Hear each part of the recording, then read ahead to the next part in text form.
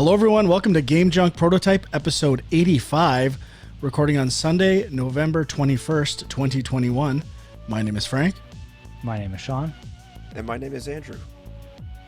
And if you're tuning in on youtube.com/GameJunk, you can see the gangrene is in full effect. It's intensified over the last week. We'll be talking about Halo multiplayer, which I've been playing a lot of, and we'll get into the Game Award nominees for this year because there's literally nothing else to talk about. So, as I like to say, let's get into it. Game Award nominees for 2021. Taking a look right now. Not the most interesting year, I would say. Let's start with Game of the Year. Deathloop, It Takes Two, which Sean and I still need to play. Yes, we Let's do. make this happen. Metroid Dread, pretty shocked by that one, to be honest. Psychonauts 2, also shocked. Ratchet and Clank Rift Apart, should win, not shocked at all. And Resident Evil Village, not shocked at all either. Amazing game. What did you guys think of the 6 Game of the Year nominees? And overall, what are your thoughts? I would say I should mention Deathloop led with the most nominations, I should say, 9. But I think the other big ones were Metroid Dread, Resident Evil Village. Nothing else really dominated from what I could see, unless I'm missing something. No, I mean, yeah, Deathloop, Ratchet and Clank, and It Takes Two were the top nomination getters, I guess. I mean, the list is interesting in the sense that I think a lot of these are going to be on my top 10 lists at the end of the year.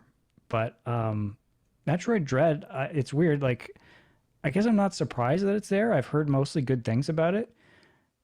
And it has been getting pretty solid reviews. It's just I wish I liked it more. Like, it makes me want to, like, play it again or something, even though there's no way I'm going to do that anytime soon. But do not do that. If you're going to do anything, I can't remember. Did you go and get 100%? Or no. That should scratch whatever itch. If you need to force feed this thing onto your top 10 list, doing the exploration at the end of the game will make it happen. It's the only reason it will even come close to mine. But I'm trying to think if there's any notable exceptions. Huck, what are you thinking here? You must be thinking of a few games that are like missing in action from these nominations. Well, the only one that I was surprised that's missing is Returnal. I thought maybe that PS5 exclusive. Now, did Demon's Souls also technically come out this year? Or was that last year? That was last year, pretty sure. Although, as we've been talking about, the eligibility for this was November 19th was the cutoff. So the game had to be out by the 19th. So Halo Infinite would not be eligible. So I don't know if last year, I think it would have been out before November 19th. But yeah, it's a little weird. I mean, this is the thing, like the Oscars, obviously they wait until the year after, like a few months into the next year to do their awards. So you can kind of have the complete look at the year, but because of how they're doing the Game Awards in December this year, and I guess the last few years they've done it in December as well, you end up with some stuff that gets cut off, and, you know, Halo would potentially be next year's awards. But yeah, Returnal is a big one a lot of people have been mentioning, especially because it was in the game direction category, which we're going to get to. So that's a little surprising that it didn't end up under Game of the Year. But a lot of people really upset that Forza Horizon 5 is not under Game of the Year. That would be the one I would think should be included. That's not on there. Of course, Kaze and the Wild Masks would be be my Game of the Year, and not even in the indie category. Obviously, this game has gotten no love. I have no idea why. Yeah, that's the other thing I'm noticing is usually the Game of the Year has like one indie game that kind of breaks through. That wins sometimes. Yeah, like last year, Hades, I guess was it, I think. Yeah. This year, nothing. Absolutely nothing. Like, I guess Psychonauts 2 or maybe It Takes Two would be the closest things, and those are still backed by huge companies now. So they're not really indies anymore. I mean, Psychonauts 2 is probably the closest one to indie, but I don't know how long were they working on Psychonauts 2 for? Quite a few years. So it's not like it was a surprise. But I mean, I'm looking at the indie category. 12 minutes got, you know, like a lot of buzz, but not huge, I would say. So probably I can understand that. Now, Death's Door, I didn't play it, but I know that was pretty popular. That was the one I was going to bring up. Sean's been playing it a lot. That would be in my, if I had to pick 6 nominees for this year, it would be in there for sure. Yeah, and then Kena, however you say that. Um, Surprised that's actually not in there. Now, I didn't play it, but I know like the art direction alone usually can give it a bump sometimes into the Game of the Year category. So, kind of surprised. It is I'm in not the best art surprised. direction. Like the gameplay was a little clunky. I need to get Okay. back to it, but yeah, I don't think it's a Game of the Year material just from the amount I played. And typically you'd make those judgments from the first 2 or 3 hours of a game. You kind of know. It's very rare that you like dislike a game and then it gets way better by the end. Whereas most games like get worse as they continue, which I'm assuming would be the case for this one too, except for Metroid Dread is kind of the rare exception for me. Yeah, looking through the other games, the only one that maybe I could think might pop into my list would be Guardians of the Galaxy, which I really enjoyed. Now, I didn't beat it yet, but I made it pretty far and I was really enjoying it. And I mean, it has a bit of the clunk, but like clunky controls. But I mean, I would say I enjoyed it more than Psychonauts 2 on a personal level. And Psychonauts 2 is in here. Now, maybe there's certain things later on in Psychonauts 2 that push it over the edge, but Yeah, there's a lot of that's a game that I would be curious to continue with now that I have full gangrene and it's going all over my body, because that's the end of the game seems to be the part where people either really love it or it starts to go bad for them. I think Sean, you said you didn't like the end, where other people I've talked to are like, it gets really good and interesting towards the end of the game. Yeah, I mean, it had like I'm not going to say it's not interesting, but I did feel like it dragged on a bit at the end. But there's a few levels in particular, like in the middle of the game, that I thought were just fantastic. So, yeah, I mean, I'm sure you'll know them when you hit them. I don't know how far either of you guys are in that game, but I would give it a little bit more time if you can. Fair enough. Yeah, I probably should. Like I said, I'm on an Xbox kick. I even wanted to start the original Fable. Didn't get into it because I've been playing 2 other games, well, 3, nonstop. So we'll get to those in what we played. Back to the Game Award nominees. Let's get on to my next big thing here. Best Action Adventure Game and Best Action Game.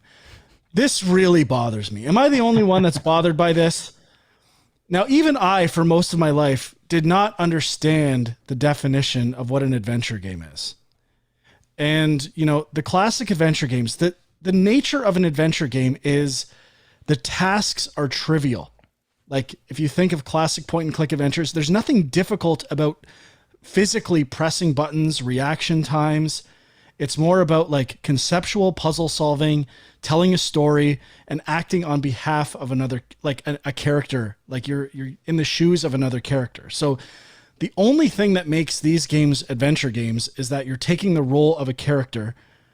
And I guess if you were going to compare them to the action games, there is more of a story. The other games have stories too, just more, and probably some puzzle solving elements or things that are not like just pure action. This distinction is gross to me. And if anything, let's change the genre adventure to something else. Like if it's just trivial challenges, like walking simulators now and a lot of indie games would be adventure games. They're modern adventure games. There should be an adventure category. All of these are action games. You cannot play them unless you have good reaction times. Like Metroid Dread adventure game, it's an action game. An adventure game doesn't mean going on an adventure. Like this is nonsense. Have an adventure category or redefine these things, because having these 2 categories is nonsensical. Am I alone? no. Well, no, but they do have a little bit of a description here. It says action adventure is combining combat with traversal and puzzle solving, whereas action is just primarily focused on combat, it says. So I guess That's can kind of see I that, mean, but I like could glean that from what I was looking at here, but yeah, I mean, platforming is action. It takes skill to platform. yeah. I mean, like there's a reason why the Oscars don't really do by genre because it's like there's so much overlap. It's really hard to distinguish. And something like Deathloop is under action. To me, that's like action adventure. Even Far Cry I could see, 6. yeah, Far Cry 6 too. I can kind of see Back for Blood. I guess Returnal maybe is a little more actiony, but even that has like other stuff going on in it, right? Like It seems like an excuse to get 10 big games in here as nominees and give 2 awards out to big games that are action games. That's all. Well, I mean, before we go any further, shout out to Chivalry 2, which I had a tiny Nice. helping hand on. But I my mean, name is still the credits. If we're giving kudos to people we know, we have to talk about Far Cry 6. Well, Far Cry 6, we know lots of people on Far Cry 6, but the innovation and accessibility, Far Cry 6, Forza Horizon 5, Guardians, Ratchet, and The Veil, Shadow of the Crown by Falling Squirrel Games, and started by a friend of ours, Dave Evans, who's worked on it for a long time. My other pals from Creative Bytes have been working on this game too. So, I mean, I did some early play testing and feedback. Like it's getting, hopefully it wins. Like it would be some great exposure for the game because it's tough to stand apart. I think is it on Game Pass on PC? I don't think so. I don't think so. I was just part of that demo festival, right? But yeah, that's but I mean, awesome. You look at the games it's up against, and it's like all these games that just put a shit ton of options in there. I think it's going to win. It's going to win. It's like, how can it not? Like, if it doesn't, that's kind of like bullshit. This game is literally for people that are blind, and like you can't play any of those other games if you're blind. Yeah. And this game you can. Like I would say, if this doesn't, the award win, is called Innovation in Accessibility. Yeah, like if this game doesn't win, there is something wrong. Like really. Let's be real. Yeah, and I mean that's one of the things I always wonder about with the Game Awards. Like they supposedly have like a jury of people in the industry and stuff like that, but it's always been one of those things where it's closely tied with they have big trailer reveals. Like it's a huge promotional event for games, and you can't help but wonder like is there some, like, I don't want to say there's payola happening, but like there's got to be some influence some and politics, some maybe bias to the bigger games, right? Like it's the same thing with the game of the year category. Like that's one of the things that I read this opinion piece about, the fact that Forza didn't get in there, and they're kind of saying, it's just that category is just so heavily biased towards like big blockbuster games. That's just like the standard sort of like game of the year has to be those expensive blockbuster games. And it's a weird thing. Like when you look at like the Oscars, it's like the exact opposite, right? Like you never see blockbuster movies getting nominated for Best Picture. Very rarely. It's always like smaller art house films. That's what people are kind of, and I don't know. I guess it's a little bit different, and games are, a different stage in terms of their maturity as an art form and stuff. But there is this weird focus that the big blockbuster games just have to be the best of the year because they're so big. Yeah, but that's clearly not true because Hades won Game of the Year last year as well. So it's just a weird. That's run by a studio with an ex-journalist at the helm. So I mean, he's got a lot of pull within the industry, in the circles of people that are making these lists. Maybe so, I mean. I feel like you're right. I feel the like Game Awards the compared to a lot of major awards, I feel like the Game Awards tend to represent like gamers pretty well, like the best games. Maybe Forza's the exception this year, but it's not like really weird stuff out of like left field. Like, wow, how is this nominated? Except like maybe Control or something like that. But even that year, the games were awful that year. And what else could you nominate? Well, I wouldn't even necessarily say that criticism is just the Game Awards. Like it's game criticism and journalism across the board. Like I feel like I even have that bias. Like when I start making my top 10 list, I start thinking, okay, what were the big releases this year? And that's, you just think that way. I just feel like we haven't gotten past that a little bit yet. But there's only one way to make your top 10 list, Sean. You go through on every platform, the games you've played, and that's it. And you look and say, which ones did I beat? Well, yeah. First of all, that which ones makes it did I very beat easy and for like? me, but I mean, it's not. I don't know. I don't think it is like think of the big games. It's just you have the best thing about modern consoles is you can literally look at every game you've played and make a decision. Did Mario? Not that I think it should get Game of the Year by any means, but did Mario Golf get any awards? No. Wow. Not even for Nintendo sports. pretty. I mean, other than Metroid, pretty non-existent. they had, I they had a just. couple of things under best family game, but Oh. I just have to say, if Ratchet and Clank doesn't win Game of the Year, something is seriously wrong. And I know it's not going to, but it is not even close. It's better than all of these games. Do you guys think Deathloop will win? Even though I think Deathloop based or on reviews, yeah, right now you know what? I'm going to say It Takes Two will win. it could be. It could be that one would be my second choice, but I would say right now Deathloop seems like the favorite. I want it to win at least one award, so we get that guy on stage again, just like saying whatever he's gonna say. And I want Chivalry 2 to win Best Action Game. Okay, speaking of Chivalry 2, from what I recall from working on it, this game is only multiplayer, and yet it is not nominated for Best Multiplayer. How is it nominated for Best Action, but not Best Multiplayer? Does that not seem like some sort of weird contradiction there? Seems like, if I had to guess, these awards are complete bullshit. Just made up to advertise games and do game announcements. Yeah, maybe. One other thing is the indie category, best indie category.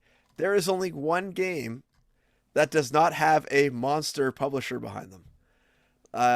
Where's Kaze? Where is probably a ton of other games that no one has ever really heard of that these journalists probably should have tried and should be throwing their names out here. Let's go through the list here because I don't know if that statement's true. 12 Minutes. I don't think it has a big publisher. It says on here, published by Annapurna. Okay, that's big enough. I'll take that. Death's Door. Published by Devolver Digital. All right. Inscription. Devolver Digital.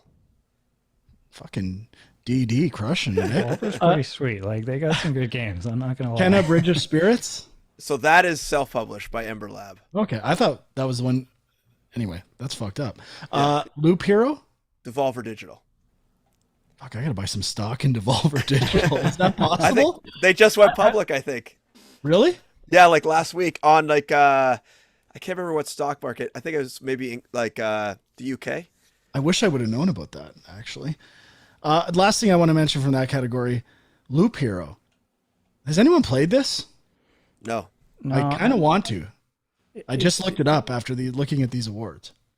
Yeah, it's been getting good reviews. Like it came out in the early part of the year, and I've definitely been hearing about it and been curious, but it just never really seemed like something that was, my kind of thing specifically. But I'd be curious to try it.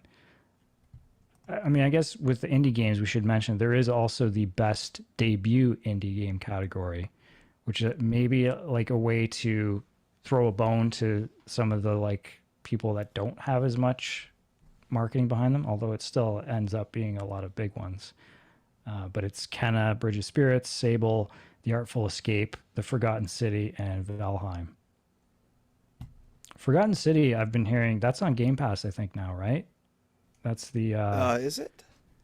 I think so. That's the one that was like a Skyrim mod, but it's like that's a lot of people were saying that should have been in the best narrative category.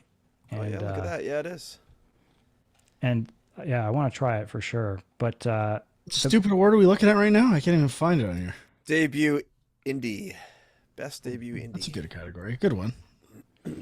But the best narrative category last year had a lot of weird, kind of interesting choices and things that I hadn't really heard of. And this year, it's just a lot of the big games. Life is Strange, True Colors is maybe the one outlier there, but yeah, I'm with Frank though. Like seeing Deathloop in action category and narrative, but not in action adventure seems weird. Yeah, for sure. Seems like adventure almost means like some sort of story, but I guess based on their description, not necessarily. I mean, I'm surprised that like maybe this would be too broad, but like I'm surprised there's not like a best game design category or something where it's just like Yeah, where a game that Kazu has would really just dominate. but like something where you could just like cool mechanics or like some sort of innovative gameplay thing that nobody else has done, that would be a cool category, I think. I was looking on my gambling website to see if the Game Awards were on there because I would want to put what game did I want to put a bunch of money on? Oh, I wanted to see if I could bet on Giancarlo Esposito for best performance based on how much insane marketing. Like how if he doesn't win this, what a debacle! What a complete debacle! Yeah, that's true. Some other speaking of debacles, some other notable exceptions from most of this. Cyberpunk 20. Yeah, I was just going to bring that up. What is that? How is that even on here for music? It's best score in music category, but Well, wow. I can accept that. It's up for best RPG, which I think a lot of people have issues with. Really? I haven't found that. Oh yeah, look at that. Is it best narrative as well? No, it didn't. But and that was the so. most interesting to me. That game was actually doing new narrative ideas that I hadn't even seen in a movie. So I can't believe that it didn't get best narrative. Yeah, I don't know. Again, the narrative category was, I don't know, some of the choices I was surprised by, but What a shit year for RPGs, eh? I'm looking at these 5 games. Like, I mean, it's like around a 7 and an 8 for every game here. Like nothing exceptional. Yeah, I Most mean, of Rise will probably win. I think. oh, I would think Monster Hunter would win. I think. No chance. But I thought Cyberpunk came out last year, like 2020. Did it not? it did. I mean, I guess was it? No, it after was November past the date. 19th? Yeah. Okay, so Yeah. it must have been like a December release or something. So It was if a we're really really- starved for something to talk about the week of the Game Awards, we might need to do like some actual gambling with real money. Okay. I'm in. If I can't bet on it online, I'll bet on it with you guys. If we're going to talk about debacles, there's a few other debacles going on right now. The GTA trilogy. I don't even know what's going on with it. Like I wasn't interested at all. I've never been into GTA. It was high on my most overrated franchises of all time list, which you can check out. So these games mean nothing to me. I have no nostalgia for them whatsoever. But apparently, like the textures are like completely different. It looks like poo-poo, garbage, crapola. Anything else major? It's just a lot of glitches and stuff, I guess. The Switch version has poor performance and stability, lots of crashing. Not I mean, surprised like considering it's a Wii U. yeah, I don't know if the crashing was just on the Switch, but yeah, like they made an apology and they delisted the previous versions of those games that were on Steam and stuff like that, and now they're bringing them back, and anybody who bought the trilogy gets free versions of those. Oh no. Which is like not a good sign, but Is it sad that I'm actually wishing I bought the trilogy now, so I would have got the games for free? And I've never played them. maybe. But they have done a patch already, I believe. So I think they addressed some of the issues. But yeah, like it's just like been debacle after debacle over the last couple of months. There was like that eFootball thing, which is still like a disaster. What was the other debacle you were talking about before we? Well, there's the Switch Online thing, which we talked about a couple of weeks ago. There's there was this, and then there was another one. Battlefield. Yeah, Battlefield. Apparently getting like just slammed with negative reviews on Steam and stuff like that, and yeah, apparently there's lots of issues with that game too. Not surprised, to be honest, but I haven't played it at all, so I cannot say whether the game is a complete debacle. I got to get that audio clip for the soundboard from WrestleMania, the arcade game. This is a complete debacle. Vince McMahon. So good. Yeah, we definitely need that clip. All right. Are we we done with the Game Awards? Anyone else have anything they want to add? I No, think so. I think that's about it. All right, moving on to what we played this week. And I have to say, I'm going to start this off with an announcement. It's been a while. The last 6 months have not been good. But at least for the last 2 days, I was officially obsessed with video games again. The passion has returned. I played Halo till 7:30 in the morning. Oh, geez. I went to bed and woke up for the Bills game and basically played video games while watching football until right before we recorded the show. A lot of it was Halo, but not as much as you might think. I'll get to another game that's actually just taken me over, just won me over in a way I can't even describe. I was having ecstasy playing this game right before we started recording. Not physical ecstasy. It was good. It was really anyway, Halo multiplayer, that is a bit of a debacle, or was, as developers tend to do these days, apologizing immediately for something in their game that people are complaining about. In this case, it was the reward system or leveling up system, which I agree it's pretty slow compared to Call of Duty, where it's like I'm always getting some kind of progress, something to check in the menus. It's a little bare bones. To be honest, I kind of like that about Halo 2. It's kind of a really pure, stripped down multiplayer experience that is extremely well balanced. Coming from the Call of Duty world, and you really can't tweak your playlists. It's like kind of you have to play every game mode, whether it's big battle or just quick play. But the alternative, like non-deathmatch, like not Slayer, all the other game modes, I don't know how many of these existed in Halo before, but they are so well balanced. Like, especially like Capture the Flag and these zone capture ones that are just a shit show in Call of Duty.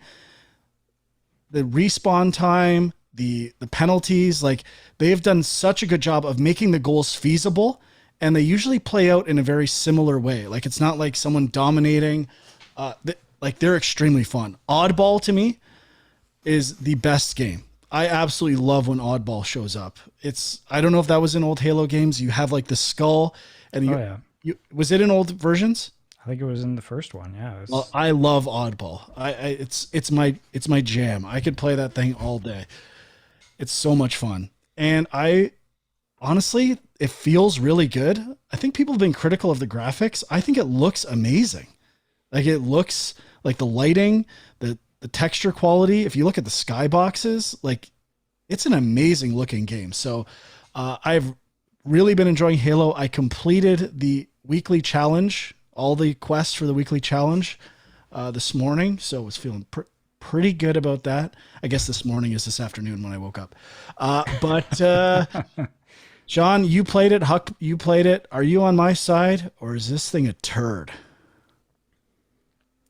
I mean, I think we were all questioning like what's going on with Halo, and like, you know, they hadn't shown a lot of stuff, although, you know, the multiplayer beta had I think went pretty well. I heard good things from that a while back, but yeah, I'm really like, I mean, I have not played it nearly as much as Frank, but I've enjoyed what I've played of it. And I mean, obviously I suck at first person shooters, but Halo is one of my favorites because it feels like with all the game modes and stuff, you can still kind of be involved. You can still influence what's happening in the game, even if you're not like killing a billion people.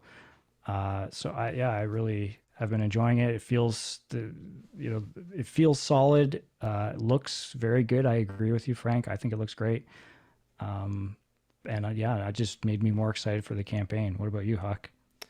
Same. I mean, I've only played maybe 2-3 hours of it so far, but the thing that stood out to me right away was the controls and how good it felt. Just to move around, the movement speed feels good. It feels faster than it used to be. I don't know if it's my imagination. Maybe, it feels really quick. I love it. Maybe, but like even just like the very first thing I noticed was the aim assist. And I feel like it's just perfect. Like, you know, as long as you're pretty close to the guy, the gun will kind of like slowly track over, and it doesn't feel like it's doing it for you, but it also doesn't feel like, you know, if you miss by a hair, you're getting penalized for that, which I really like. And maybe that pisses off more hardcore players, but I'm more on the Dwy side. I suck and not doing well in any of these matches I'm in. So I'm like, really bad kill to death ratio, but I'm still having a great time. Occasionally I'll capture that flag, but I think the maps so far are really impressive with how they play with height, and there's just enough things to like break up line of sight where you can get away pretty easily but not really be out of the woods, so you could kind of try to get a little bit of reprieve here and there, but then you're like right back in the thick of things. And I find just the pace that provides is really awesome. And for There's a all lot. game modes. There's a steep learning curve too. Like I think it's really well balanced in terms of skill. So to start, all I use is the main two weapons, the pistol and the assault rifle.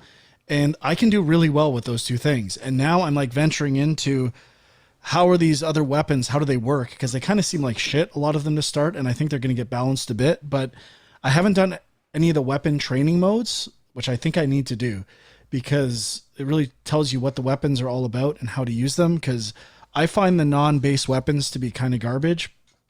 I think you actually have to learn how to use them, but there's also these, what would you call it?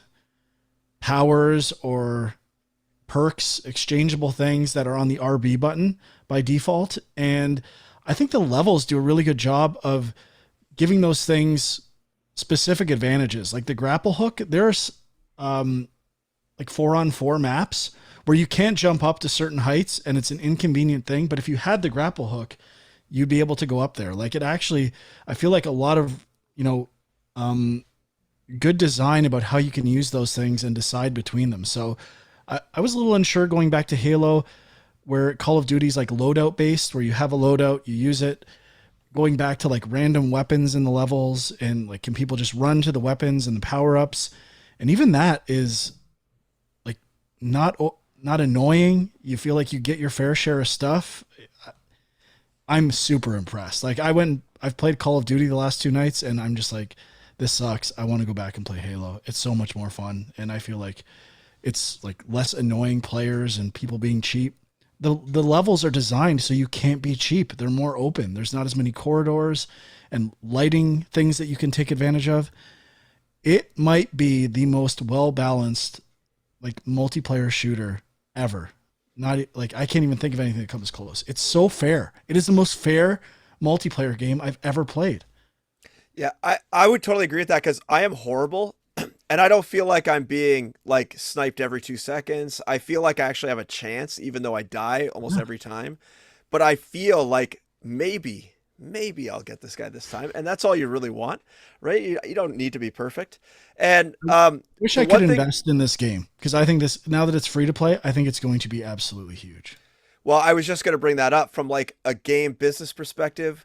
I think them launching it on Steam, best idea ever for Microsoft. Like, I think it peaked at like 370,000 concurrent players at like its highest point. Like, wow. And that is not. I've been telling people constantly, like, do you know Halo's free to? They don't even know yet. People don't even know it's free to play. Yeah. It's just going to get bigger and bigger. And that's not even their primary console. Like, this is not through the Xbox app on your PC. It's not on Xbox One. It's not on Series X. This is Steam, totally separate from Microsoft's ecosystem, and it's got almost 400,000 concurrent players at peak. That is insane. Now, because I imagine most people are playing on other ways. Now everything is like kind of cross-play where you can match up with anyone. Most of the shooters are now. I'm assuming Steam people are getting matched up with Xbox players as well, unless you turn that option off. So I don't know. I played on Steam, and I played with all the guys at my office that I work with, and they all were on Steam as well. Okay. And I couldn't tell if the other people were on one or the other. It wasn't obvious. So hard to say. I know, like, you can tell the difference between someone on Xbox and PC and an Xbox console, but I haven't noticed an indicator to say someone's a Steam player when I've been playing, just PC logo. So who knows? Well, and that's where I wonder too, like the auto, like the aim assist stuff. Like, I guess the point of that is to give console people a bit of a fighting chance against people who are on PC with keyboard and mouse, right? Like, is that, I assume they've done balancing on that to make it feel like they're kind of even. Could be, yeah. But there's also in ranked matches, you can turn, like, at least change it so that you're only playing against controller players if you're playing by yourself. But yeah, I don't know. It's really good. It is really good. Don't ever accuse me of being biased for PlayStation ever again. I'm telling you exactly how it plays out. What's good is good. What's bad is bad. Deal with it. This is good. So I'm wondering when it comes out of beta, whenever that will be, how many more maps they'll have at this high level of, like, I wonder if they kind of blew their load on the initial 3 maps or 4 maps or however many they have. And I feel like they're holding back. Like, even if they have classic Halo maps, it feels like they've got a ton of classic stuff that you're going to throw in there, Fair I'm enough. sure. But yeah, I mean, I'm curious about like the battle pass and all that stuff, like how that plays out. Like, I hope, like you were saying, Frank, like people are kind of upset about the slow progression and stuff, but obviously they're going to have extra stuff in mind for that as well. I just don't know what it is. Like, I can't see them Halo becoming like Fortnite, where you've got like a billion different skins, and it already is. Well, like I mean, like tie-ins to like other not that stuff like that. But I don't know what else they can do with it. I'm sure there's lots. I think there should be XP based on your score in a match, like not just the quest. Right now, it's just based on challenges, and like they had this one repetitive challenge, a daily challenge where it's just play a match and get some XP, and they already nerfed that, so people were always getting some XP, but it's so small. They have to do something about that, because it's like, well, yeah, just I get back to the menus and I'm like, I usually check what new things I unlocked or experiment with stuff, and it's just pretty dull.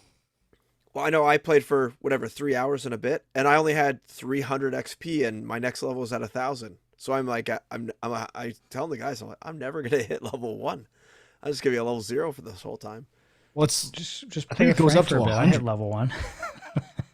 Oh yeah, I think I'm level 10, 11. Wow, that's pretty slow boy. progression. I'm playing a lot. Sean, I don't want to tell him what your experience is like. Well, when I was playing with Frank, we didn't lose a match. So, Frank is making the assumption that that's because of him. Probably. It wasn't because of me, that's for sure. Well, let's add a little wrinkle to that. One match, I was top of the charts. I was like top 1 or top 2 in every game we played. Yep, I can confirm. I haven't played Halo in 10 years, bud. Like, I'm still getting my skills back, and I was MVP. Solid. Well, we'll have to set that up. I need a boost. And if it's oddball, forget about it. Oh, I'm smacking people at that oddball like crazy. So. What was that one game mode that we were playing with, like the power, not power cells, power seeds. Power seeds. That one too. I can't remember. I forget what it's called, but yeah, it was pretty cool. I love all the game modes. Usually, I only play Team Deathmatch for the most part in Call of Duty, because the other ones are so annoying. They're too frantic. And this is, I look forward to almost every game mode. The only one I don't like, I can't remember what it's called. You have to like take rounds of capturing a flag and returning it and defending and on offense. That's the only one I don't really care for.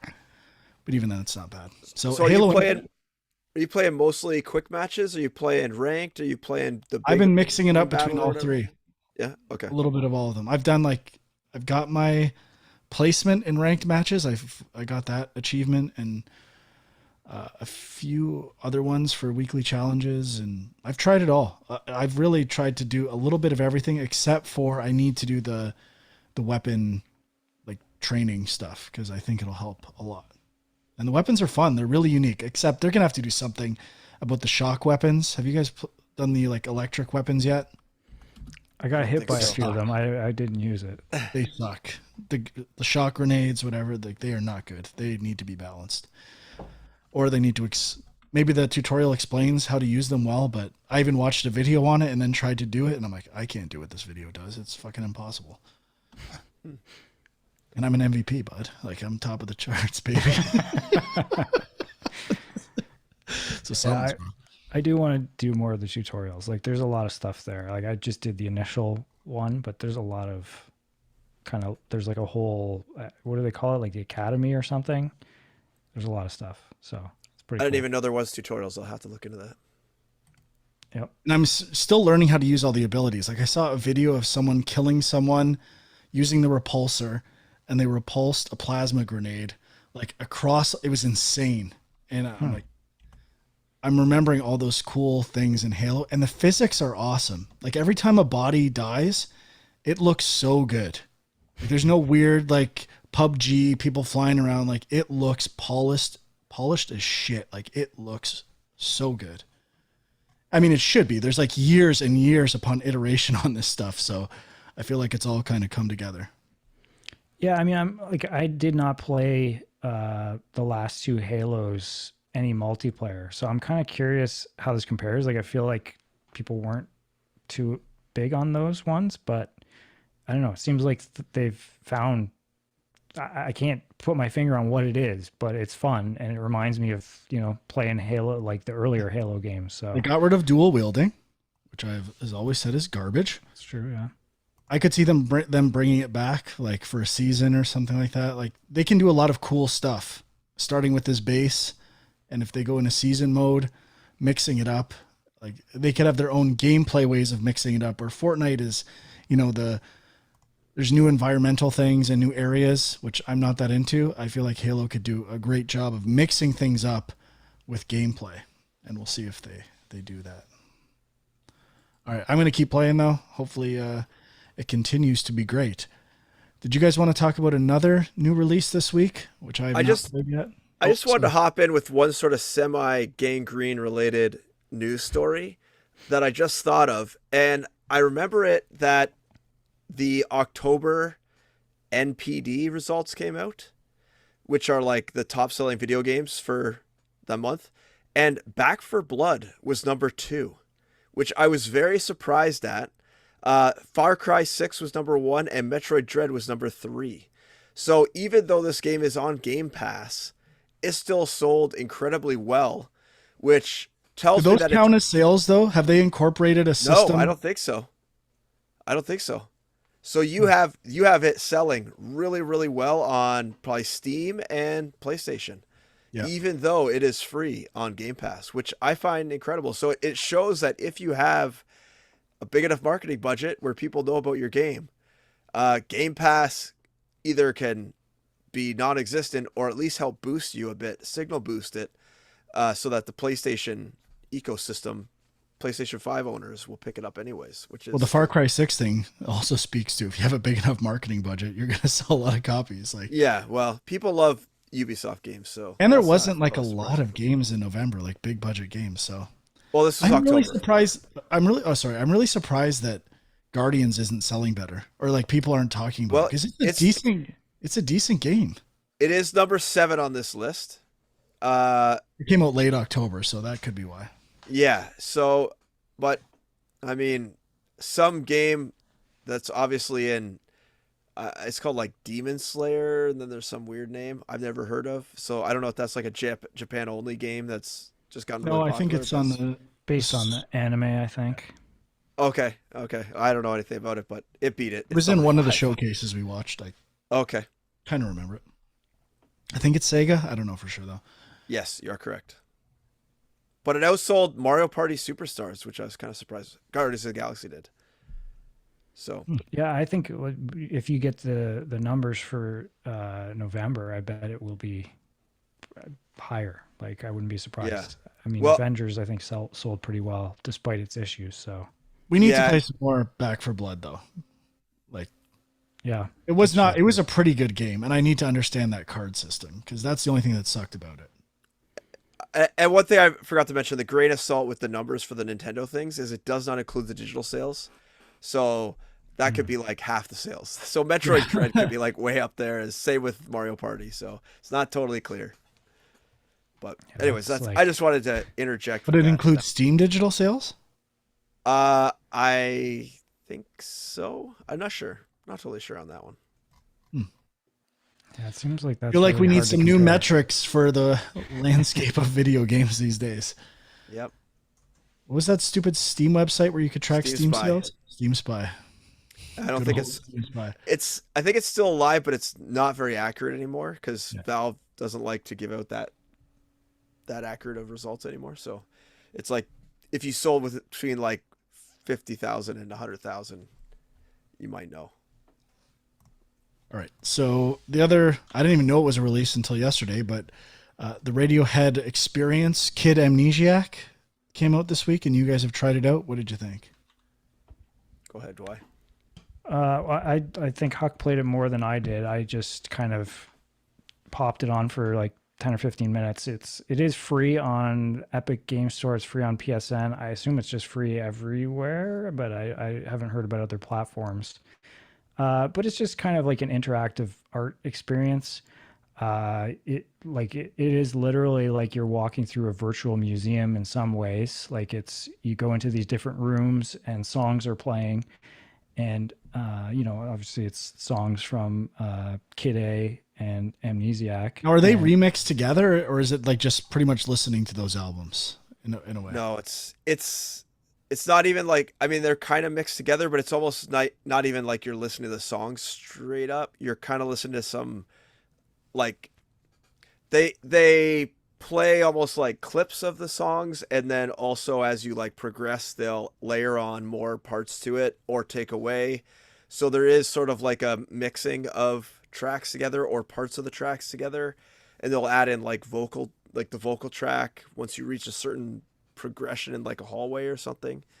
So yeah, but that's one thing that I totally agree with everything Sean said about it being basically like a kind of like a modern art sort of experience, digital experience. But I was a little disappointed that I thought there'd be more music in it, like more of the actual songs, more. It almost just feels like each kind of room or area you enter is playing just like a tiny clip of the songs. Like it's not even the full experience of the music, and it's more like you're looking at just like a bunch of weird shit while parts of the song are playing, or like certain instruments of a song are playing. And I must throw out a warning. There's one room in here that is very like, I don't know. I know they have a seizure warning at the beginning, but like this room is like definitely would cause you seizures if you have seizure issues. So definitely take that with a grain of salt before you play this game, because I was like, whoa, like I don't have seizures, but it was very flashy, right in your face, and very like abrupt. So high warning on that one. I definitely will. Yeah. Yeah, I mean, I guess the thing I was like, I thought it was cool. I think I was a little disappointed with is there isn't that much interactivity. Like you're just walking through these halls, and depending on where you go, like I guess you were saying, Huck, like there's a little message at the beginning that says like there's certain hidden doors and things.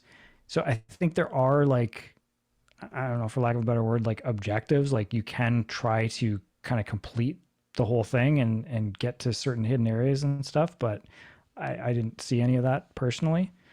But aside The from only that, it's not yeah, like you can do much else. the only part I found was that the layout is slightly confusing, and there's actually like multiple rooms that look identical except for one tiny difference. So you could confuse that you are in one without, but actually be in the other. So, and if you were to turn around, there'd be like a different place to go. So there is like some kind of like, I guess like misdirection that they're trying to employ. Now, I don't know if I would count that as like a trap door or a hidden door like they implied there were, but I didn't find any of them. And there were some weird things where there are like some platforms kind of near the beginning. You might have gotten to it, Dwight, where there's like a ramp, but on the side it's just like a gap going down, and then they have these like pillars of, I don't know, like album covers or something, pictures kind of traveling upwards, like scrolling upwards. But you can actually go off of the ramp and just kind of float in space. And if you look down, I got like a really strong sense of vertigo just because like all the pictures are moving up. So it makes you feel like you're falling. And then you kind of look around and then you have this like stationary platform just to your side. It really like kind of messes with your brain's sense of what's up and down and what your motion is. So there is some sort of like interesting things play around with that, but there's not too much, like you said, not too much interactivity.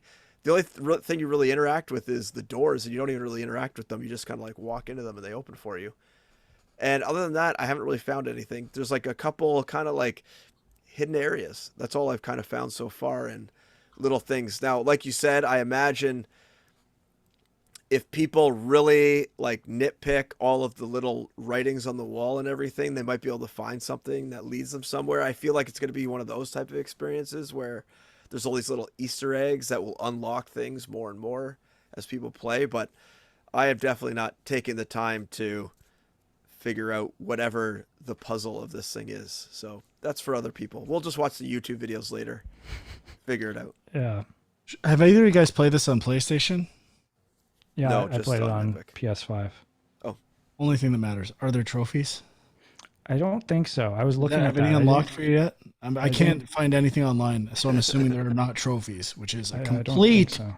debacle. That would have been a nice little thing where if there was just some easy trophies, that would have gotten me maybe to play it a little bit more and put a bit more time into it. But I mean, it's cool. And it's like more than anything, it just kind of made me think there's potential here to do, instead of music videos, like do like some sort of interactive music thing. I don't know, but obviously it requires a lot more time and probably money than just a standard music video. So not a lot of bands can probably afford to do it, but it's a cool idea.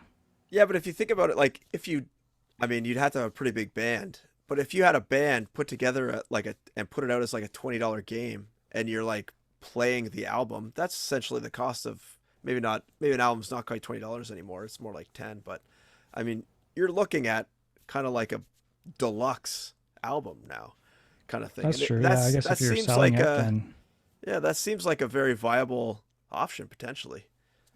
yeah, I can't think of too many other. I mean, there must be some other examples of this. Nothing is coming to mind for me, like bands that have done sort of interactive experiences and little games and things.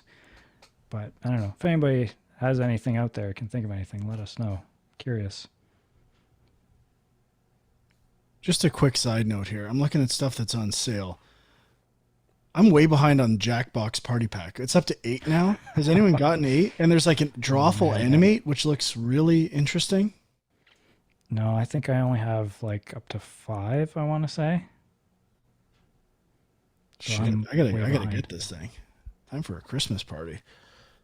All right. The other thing I've been playing, and today it just took over my life, is Dicey Dungeons, which is now on Game Pass if you haven't. It is so good. Like you have to. The level of strategy is perfect for me. Where in Slay the Spire, if you made one mistake, I felt like you were done. In this one, there's like this kind of everything's feasible. I don't feel that after I've made one mistake, I'm absolutely finished. But there's more of a puzzle solving element to it too, where there's a limited amount of episodes. They are procedural to some degree, but there's different restrictions and just experimenting with the different characters. I've unlocked all of them except for the last one. I've beaten about 10 episodes, and it is my kind of game. It is like using dice, how creative it is at using dice and consequences of dice and taking like a conceptual idea like boxing gloves or a 6-shooter and turning it into dice that matches the characters. It's so creative. I can't get over how creative this game is. And if you're into roguelikes, if you're into Slay the Spire, you have to give Dicey Dungeons a poke. Like, it is so good. So just a warning, you sound to be just about at the point where I couldn't progress anymore. I went through the top character, the warrior. Yeah. I did all 6. I've completed the warrior, like all the higher difficulty ones and stuff like that. Okay. Yeah. I think I did all of them except for the last one. And then I did probably 2 of everyone except for the very last guy I didn't unlock, like you were saying. So you unlocked the jester? Yeah, I think so. That sounds familiar. I thought because there's like 6 characters, right? I thought I unlocked 5 of the 6. I think there's 7. But I 7? don't know if Oh, you okay. see. I don't know if you see the 7th one until you beat it, until you unlock the 6th. But I'm not Okay. positive. I Well, don't know. I could be wrong. yeah, maybe you're a little further than me, but I hit a big wall. Now, I don't know if the game has been updated since but I think it had been out for a while when I played it, but I really struggled to get past and I kind of hit a wall. So I don't know if other people run into that wall, but just a word of warning, I also loved that first, 3-4 hours experience, and then I just the difficulty ramped up too high for me, and I bounced off it. Challenge accepted. Well, I haven't played it yet. I've been meaning to, so I guess I'm gonna have to. Too hard for you, Sean. Sorry, no loud. But is this thing eligible for best of this year? I mean, it came out No. last year, right? 2019. Yeah. Yeah, I think it's quite old. 2019. Okay. I don't know if it was early access or what, but yeah, it's definitely not eligible. Otherwise, it'd be pushing for number 1 right now. See, and I would think this would be the smart way to release a game on Game Pass. You come out with a game, it probably did pretty good for like a while, but probably not great. Like when this game came out, I remember hearing things about it, but I don't remember it being like a hype train type of indie game. And then now that, the sales have dropped off, you get an extra little bump on Game Pass. Why not do it that way? It seems like a smart decision from game developers Well, standpoint. I think it was on sale this past week for the Switch as well for like $3 or something. Oh yeah. I might just grab it there because to be able to play it portable would probably be ideal, I think. But although I don't have access to it anymore because Kieran's always on the Switch, so maybe that's not worth it for me. Got to get a Steam Anytime Deck. I've seen him on video, he is playing a Switch. Yeah. That's pretty cool, actually. I like that kid. It's his birthday. What's he want for his birthday, video game wise? He really wants the Nickelodeon All-Star Brawl or whatever, the Smash Bros knockoff, because he's really into Smash Bros lately. Sorry, Kieran, you lost me. If you want to borrow a PlayStation All Stars for Vita, Oh yeah, I've totally Anytime. forgot about that one. gotta check it out. Get him on the PlayStation. Get him on the Blue Haze, bud. Get him off the Nickelodeon. I'm on the Blue Haze, garbage. then I won't be able to play it. Whoa. Nice. The Vita. Love it. I'm buying Kaze again. Good call. Got to support them. I keep tweeting at them and anyone else who will listen. They know no one listens. No one cares. All right. Anyone else have anything they played? I got a couple of quick things. So I finished Unpacking. It's pretty short, but I really liked it. Actually, I'm kind of surprised. Was that in any of the Game Awards categories? I feel like that could be in there for indie. I'm surprised it's not in there. I don't think so. But I really liked it. And the one thing I was going to do, Frank, I don't know if so you know how like you were talking before about like all the physical media and stuff that's in the game and like trying to keep it all together. But I was getting obsessed with like trying to figure out what every Movies? cover was. Yeah. And like I know a lot of them, but I think I might like I took some screenshots. I might like throw it up on our Discord and see if we can like crowdsource what they all are. Because I didn't try that hard. The ones I remember off the top of my head were Jaws was pretty obvious. Yep. Ghost World. Jaws, Ghost World, Pan's Labyrinth. Yeah. There's a Godzilla Criterion. Shin Godzilla was in there. Didn't get those ones. I can't remember. There's a Die Hard in one of the levels, but there's a bunch I don't know. So Did you not want to do an entire game of sorting media like that? it would be cool. I would be down for that for sure. So that's the one thing. I wish this game was a little longer. Like, kind of could have kept playing for hours really. But yeah, it's cool. Just the little story that unfolds, and yeah, check it out if you haven't. And then the other thing I was going to mention is I just picked up this game this week. I'm a bit of a puzzle game aficionado. Surprised there's no puzzle category of the Game Awards. That's a debacle right there. But Yes, it falls into mobile game. I guess I just picked up this game, Bonfire Peaks. I don't know if you guys heard of it at all. Like it seemed like it was getting really good reviews. I think I spotted it on Metacritic and I was like, what is this? and it's kind of like so it's like voxel style graphics, but it's kind of like Boxel, if you guys remember that, like the old Game Boy game. So you're just pushing Isn't there a crates. Switch version of that? Not that I know of. I mean, there's the Box Boy or whatever, but there, I don't know. There might be. I saw that they actually did a mobile version of Boxel, like whatever the Japanese name of that game was. How do you a spell couple years ago. voxel? Boxxle.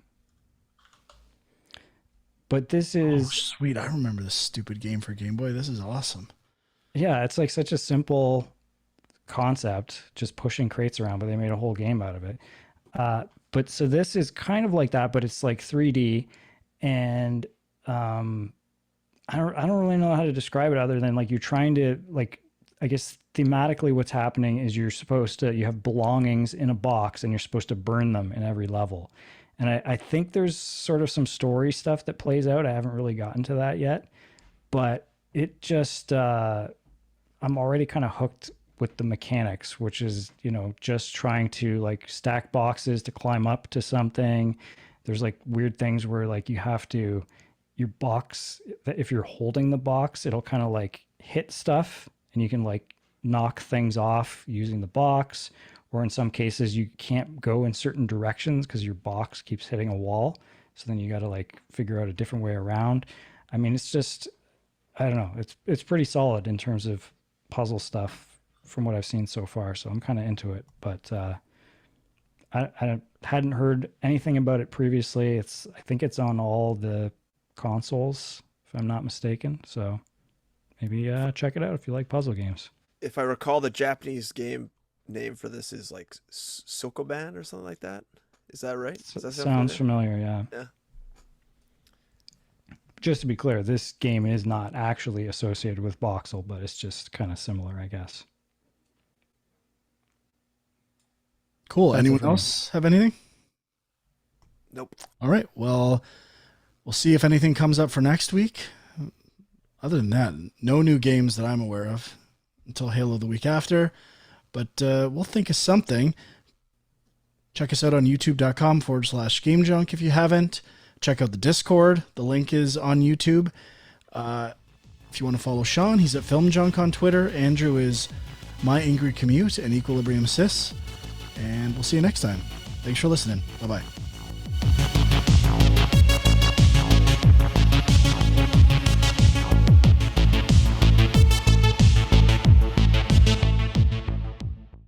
I'm good, I think. Got that video game mouth. Playing too long. Dude, it was insane.